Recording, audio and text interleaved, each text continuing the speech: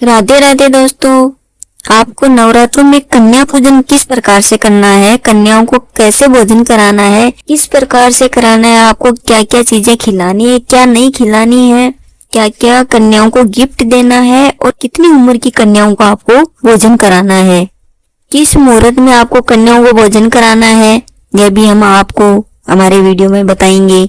इस बार शारदीय नवरात्रों में देखो दोस्तों, इस बार नवरात्रों में माँ शेरावाली हाथी की सवारी पर इस बार हाथी की सवारी है। हाथी की सवारी से हमारा पूरा माहौल एकदम से खुशनुमा हो जाता है और माँ शेरावाली हम पर बहुत ही अच्छे से कृपा बनाए रखेगी, क्योंकि हाथी की सवारी बहुत अच्छी होती है। जितना आप धन पुण्य लेना चाहते हो उतना ले सकते हो। ये किस प्रकार से आपको लेना है ये हम बताएंगे आपको। आप कन्याओं का पूजन सही तरीके से करोगे तो आप इस धन पुण्य की प्राप्ति कर सकते हो। अगर आप कन्याओं का पूजन सही प्रकार से करोगे तो आपके सारे कष्ट दोष सब दूर हो जाएंगे, आपके पाप सब कुछ दूर हो जाएंगे। जो भी आपके दोष हैं, राहु केतु मांगलिक सब दोष हैं, वो सारे दूर हो जाएंगे। तो आपको कन्याओं को अच्छी प्रकार से भोजन कराना है, उनका पूजन करना है, माँ देवी से भी बढ़कर उनका पूजन करना है।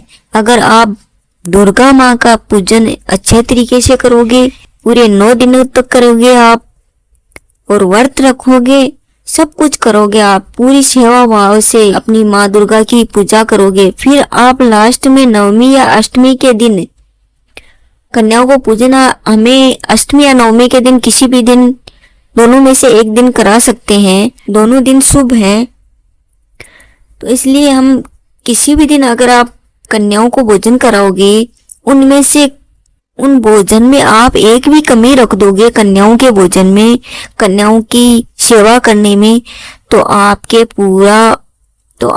पूरे नवरात्रे व्यर्थ जाएंगे और माँ दुर्गा आपसे क्रोधित हो जाएगी और आपको कष्ट पाप दे सकती है। आपके घर में अनर्थ हो सकता है, तो आपको कन्याओं को ठीक प्रकार से भोजन कराना है और अच्छे सेवा भाव से पूजा करनी है। तो आइए जानते हैं हमारी वीडियो में किस प्रकार से हमें कन्याओं को भोजन कराना है, किस प्रकार से हमें उनकी पूजा करनी है, क्या हमें उन्हें गिफ्ट में देना है, जिससे हमारी माँ दुर्गा माँ लक्ष्मी सब खुश हो जाएंगे। क्योंकि कन्याओं में ही दुर्गा माँ और माँ लक्ष्मी वास करती हैं, माँ सरस्वती वास करती हैं, तो सारी देवियां कन्याओं में ही वास करती हैं। किस उम्र की कन्याओं को आपको भोजन कराना यह भी हम हमारे वीडियो में बताएंगे। तो जानने से पहले हमारे वीडियो को लाइक करना और चैनल को सब्सक्राइब करके बेल आइकन को जरूर प्रेस करना, ताकि आने वाली वीडियो की नोटिफिकेशन आपको मिलती रहे। किस समय आपको कन्याओं को भोजन कराना है, यह हम कन्याओं को सुबह के टाइम ब्राह्मण मुहूर्त में आपको कराना है 4:45 से लेकर 5:35 तक। बाद में आपको दोपहर में 11:45 से लेकर 12:35 तक करा सकते हो आप।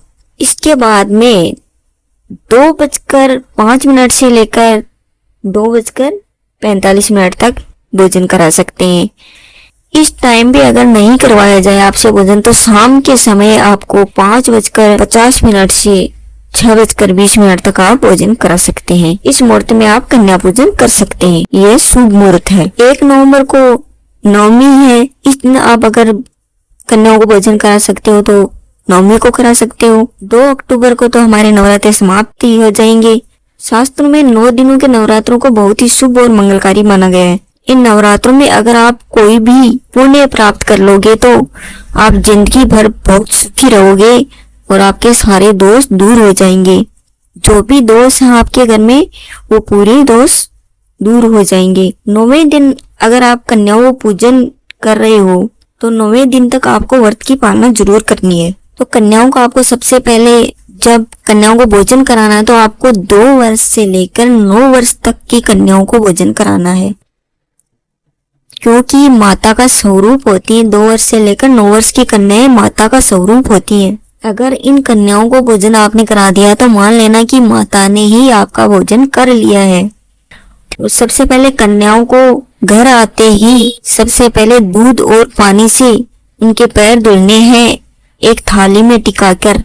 बाद में उनको तिलक लगाना है, फिर उन्हें साफ सुथरा कपड़ा बिछा के बैठाना है, गंदा कपड़ा नहीं बिछाना है उनके नीचे। फिर आपको करना क्या, खाना खिलाना है। खाना खिलाना किस में है, खाना आपको प्लास्टिक के बर्तन में नहीं खिलाना है, प्लास्टिक या किसी और तरह के बर्तन में खाना नहीं खिलाना है, अन्यथा आपको पाप लगेगा।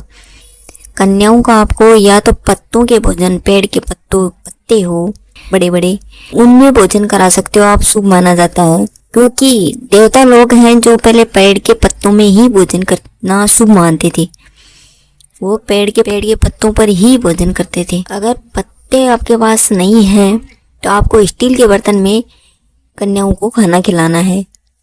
खाने में कन्याओं को प्याज या लहसुन बिल्कुल नहीं देना है। अगर आप 9 दिनों तक प्याज या लहसुन का परहेज करते आ रहे हो, फिर आपने कन्याओं को प्याज या लहसुन खिला दिया है, तो आपका भोजन कराने का कोई मकसद नहीं निकलेगा।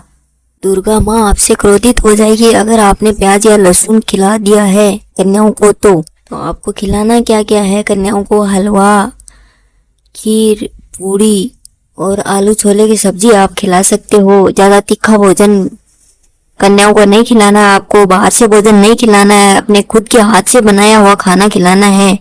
माँ दुर्गा आपके खुद के हाथ से बनाया हुआ खाना, शुद्ध खाने से खुश रहती है। अगर आप अपने हाथ से बनाया हुआ खाना कन्याओं को खिला दोगे तो माँ दुर्गा खुश हो जाएगी। कन्याओं का आपको चुनरी ओढ़ाना है और गिफ्ट में जो गिफ्ट उनको अच्छा लगे, फल फ्रूट, जो भी उनके काम की चीजें हैं, कोई उनको अच्छा लगे वो गिफ्ट उनको देना, वो खुश हो जाएं, ऐसा गिफ्ट उन कन्याओं को देना है। अगर कन्याओं को आपने खुश कर दिया तो मान लेना कि दुर्गा माँ को आपने खुश कर दिया है। और कन्याओं के पैर अवश्य छूने हैं आपको, पैर छूने की गलती मत कर देना, पैर आपको जरूर छूने हैं कन्याओं के।